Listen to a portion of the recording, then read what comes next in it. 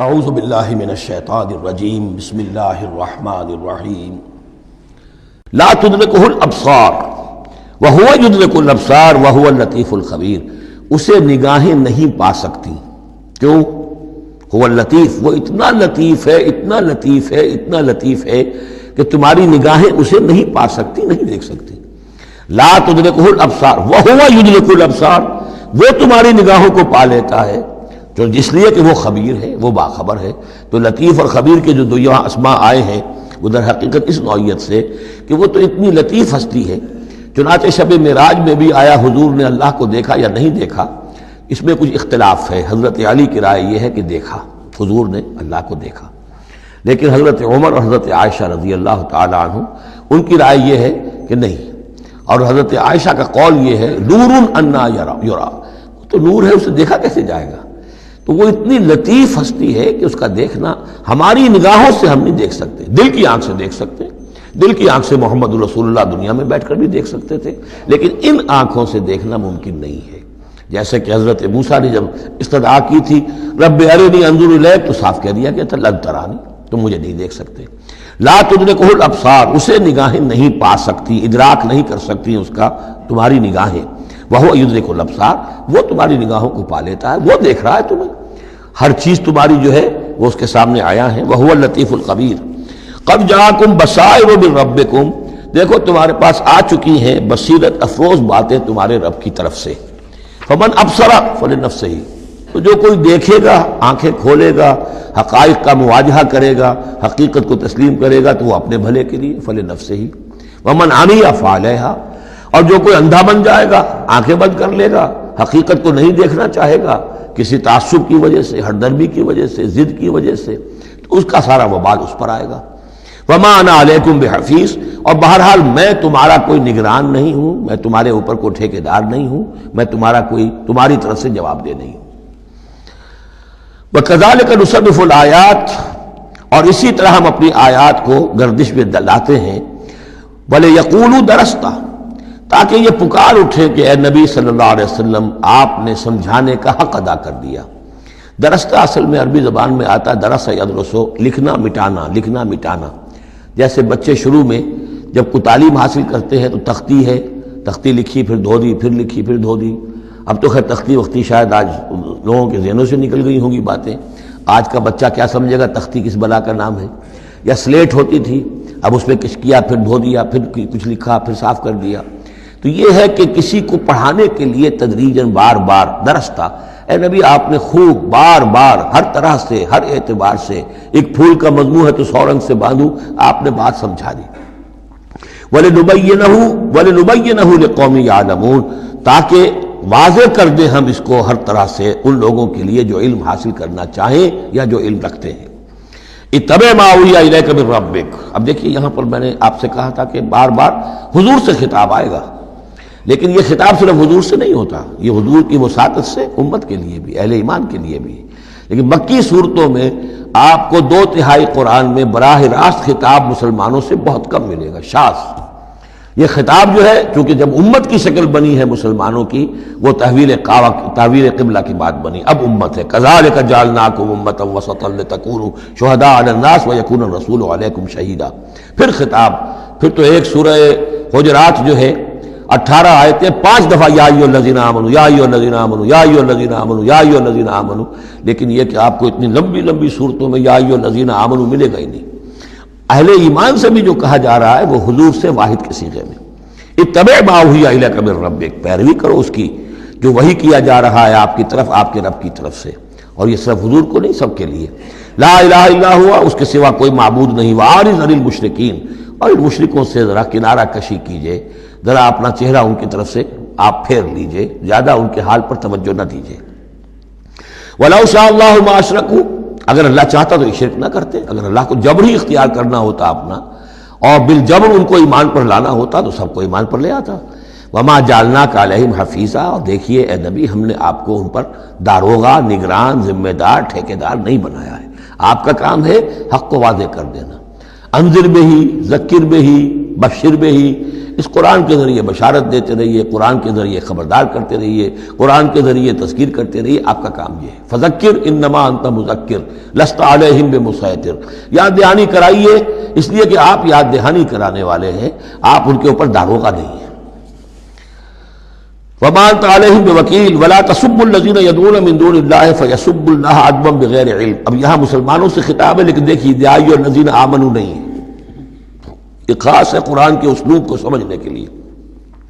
اور مت گالیاں دو ان کو، برا بھلا کہو ان کو جن کو یہ پکارتے ہیں اللہ کے سوا، یعنی کوئی جوشیلا نوجوان مسلمانوں میں سے اور وہ گالیاں دینی شروع کر دے لات اور عزا اور منات کو، کیا ہے یہ، کچھ نہیں ہے، ان کی کوئی حیثیت نہیں ہے، تو یہ ساری چیزیں ٹھیک نہیں ہیں۔ ان کے وہ محترم انہوں نے جو بھی گھڑے ہوئے ہیں، ان کے ذہنوں میں ان کی عظمت ہے، ان کی عقیدت ہے، خام خواہ وہ جوش میں آ کے، غصے میں آ کے اب اللہ کو گالیاں دینے لگیں گے، تو اس سے یہ کہ خام خواہ اس طرح کا اشتعال آمیز انداز اختیار نہ کرو۔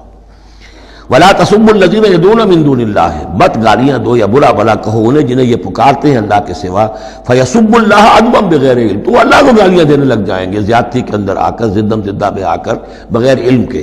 کذالک زینا لکل امۃ عملہم، اسی طرح ہم نے ہر قوم کے لیے اس کے عمل کو مزین کر دیا ہے، وہ اسی میں خوش ہے، مگن ہے۔ ہمارے آباء و اجداد کی مورتیاں ہیں، یہ دیویاں ہیں، دیوتا ہیں، اس میں مگن ہیں، ان کے احساسات ہیں، ان کے جذبات ہیں۔ سمجھاؤ ضرور، انذار کرو، تبشیر کرو، تذکیر کرو، تبلیغ کرو، نصیحت کرو، سب کچھ کرو، لیکن یہ ہے کہ ان کے ساتھ گالم گلوچ نہیں اور ان کے معبودوں کو برا بھلا کہنا نہیں۔ ثم الی ربہم مرجعہم، پھر ان کے رب ہی کی طرف ان سب کو لوٹنا ہے، فینبئہم بما کانوا یعملون، وہ ان کو جتلا دے گا جو کچھ کہ وہ کرتے رہے تھے۔ واقسموا باللہ جہد ایمانہم، اور وہ قسمیں کھا کھا کر کہتے ہیں، اب یہ وہی آ گیا جو عمود ہے اس سورہ مبارکہ کا، کچھ عرصے سے اس کچھ رکوعوں سے اس کا تذکرہ نہیں آیا تھا، اب پھر بڑے شد و مت کے ساتھ وہی بات، دکھاؤ ہمیں معجزہ، دکھاؤ ہم ایمان لے آئیں گے۔ کیوں نہیں دکھاتے معجزہ؟ نبوت کا دعویٰ ہے، رسالت کا دعویٰ ہے، عام دعویٰ تو نہیں کر رہے ہو تم، کیوں نہیں کوئی معجزہ دکھاتے؟ جب خود کہتے ہو کہ موسیٰ نے دکھائے، عیسیٰ نے دکھائے، فلاں نے دکھائے، قوم سمود کو دکھا دیا گیا معجزہ، تو آخر کیا قیامت آ گئی، ہمیں کیوں نہیں معجزہ دکھاتے؟ وَأَقْسَمُوا بِاللَّهِ جَهْدَ أَيْمَانِهِمْ، اور اپنے عوام پر اثر ڈالنے کے لیے قسم، خدا کی قسم ہے محمد ہم ایمان لے آئیں گے، آپ دکھائیے تو صحیح ایک دفعہ معجزہ، کیا بگڑتا تھا ان کا قسمیں کھانے میں؟ اقسموا باللہ جہد ایمانہم، وہ اللہ کی قسمیں کھا رہے ہیں اپنی پوری قوت کے ساتھ، شد و مت کے ساتھ، لئن جاءتہم آیۃ لیؤمنن بہا، اگر آیت آ جائے، نشانی آ جائے، معجزہ دکھا دیا جائے، وہ لازماً ایمان لے آئیں گے۔ قل انما الآیات عند اللہ، کہہ دیجئے نشانیاں تو سب اللہ کے اختیار میں، میرے اختیار میں نہیں، اللہ کا فیصلہ وہ نہیں دکھانا چاہتا۔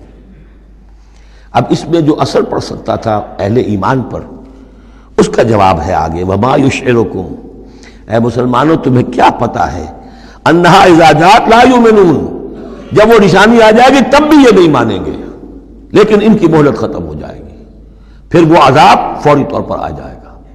ابھی در حقیقت اس میں خیر ہے، اس میں بھلائی ہے، اسی میں ان کے لیے اپنے اوپر سختی جھیل لو، اپنے اوپر جو بھی اس وقت تنگی آ گئی ہے، ضیق ہے، اس کو برداشت کرو، لیکن یہ کہ یہ چیز ان کے قوم کے حق میں، لوگوں کے حق میں مفید نہیں ہوگی۔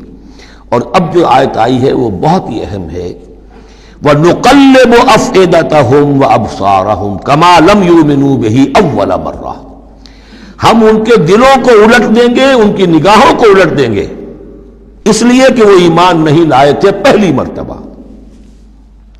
دیکھیے یہ قاعدہ قانون اب اچھی طرح سمجھ لیجئے جو سورہ بقرہ کے شروع ہی میں آ گیا تھا پہلے رکوع میں۔ انسان کا معاملہ یہ ہے کہ اللہ تعالیٰ نے اسے جو صلاحیتیں دی ہیں، اگر وہ اس کو استعمال کرے گا تو اس صلاحیت میں اضافہ ہوتا ہے۔ آپ علم جو ہے لوگوں کو سکھائیں گے، آپ کے علم میں اضافہ ہوگا۔ آپ آنکھ کا استعمال کریں گے، آنکھ کی بصارت برقرار رہے گی۔ پٹی باندھ دیجیے آنکھ پر، 2-4 مہینے تک پٹی بندھی رہے، بصارت زائل ہو جائے گی۔ اس جوڑ کا کام ہے کہ یہ چلے، حرکت کرے، اس کے اوپر آپ پلاسٹر لگا دیجیے، کئی مہینے لگا رہے، اس کی حرکت ختم ہو جائے گی، لاک ہو جائے گی۔ جو صلاحیت اللہ نے دی ہے اس کا استعمال نہیں ہوگا تو وہ ہوتے ہوتے وہ صلاحیت پھر زائل ہو جاتی ہے، ضائع ہو جاتی ہے، سلب ہو جاتی ہے۔ ایک باطنی صلاحیت ہے حق کو پہچاننے کی، میرے اندر وہ صلاحیت ہے، مجھ پہ حق منکشف ہوا اور میرے دل نے گواہی دی حق ہے، میں نے اس کو دیکھنے سے انکار کر دیا، نہیں مانوں گا میں، ضد کی وجہ سے، تعصب کی وجہ سے، ہردرمی کی وجہ سے۔ اب اس کے بعد دوبارہ پھر کہیں وہ حق کی ایک چنگاری سی روشن ہوئی، اب اس کا اثر آپ پر کم ہوگا، اس کے اثرات جو ہیں وہ کم ہوں گے، ہوتے ہوتے وہ شکل ہو جائے گی کہ اب سرے سے وہ حق کے پہچاننے کی صلاحیت ہی ختم ہو جائے گی۔ اس کو کہا ہے ختم اللہ علی قلوبہم وعلی سمعہم وعلی ابصارہم غشاوہ، اللہ نے مہر کر دی ہے ان کے دلوں پر اور ان کی سماعت پر اور ان کی آنکھوں کے آگے پردے ڈال دیے، اس لیے کہ اب مہر ہو گئی، جس کو انگریزی میں ہم کہتے ہیں پوائنٹ آف نو ریٹرن۔ اب اس انتہا کو پہنچ چکے ہو تم کہ یہاں سے واپسی کا کوئی امکان نہیں۔ ہر معاملے میں کوئی ایک وقت ہوتا ہے کہ ابھی آپ واپس جا سکتے ہیں، کوئی پسپائی کوئی اختیار کر سکتے ہیں، کوئی واپس جا سکتے ہیں، کوئی شرافت کے ساتھ کہیں جو ہے وہ آپ ریٹریکٹ کر سکتے ہیں اپنے سٹیپس کو، ایک حد کے بعد پھر ممکن نہیں ہوتا۔ اسی کو یہاں کہا ہے کہ چونکہ جب پہلی مرتبہ حق ان پر منکشف ہو گیا، اللہ نے حجت قائم کر دی، حق منکشف ہو گیا، پہچان لیا ان کے دل نے، ان کی روح نے کہ بصیرت باطنی نے کہ یہ حق ہے، تو فوراً مان لیتے تو خیریت تھی، چونکہ انہوں نے نہیں مانا تو اب تو ہم ان کے دلوں کو الٹ دیں گے، 100 معجزے بھی دیکھ لیں گے تو یہ ایمان نہیں لائیں گے۔ وَنُقَلِّبُ أَفْئِدَتَهُمْ وَأَبْصَارَهُمْ، ہم الٹ دیں گے ان کے دلوں کو بھی، ان کی نگاہوں کو بھی، كَمَا لَمْ يُؤْمِنُوا بِهِ أَوَّلَ مَرَّةٍ، جیسے کہ وہ ایمان نہیں لائے تھے پہلی مرتبہ۔ وَنَذَرُهُمْ فِي طُغْيَانِهِمْ يَعْمَهُونَ، ان کو چھوڑ دیں گے اپنی سرکشی کے اندر بڑھتے چلے جائیں۔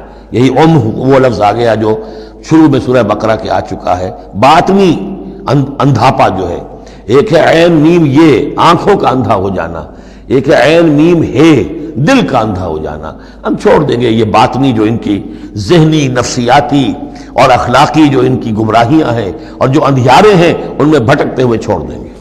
صدق اللہ العظیم۔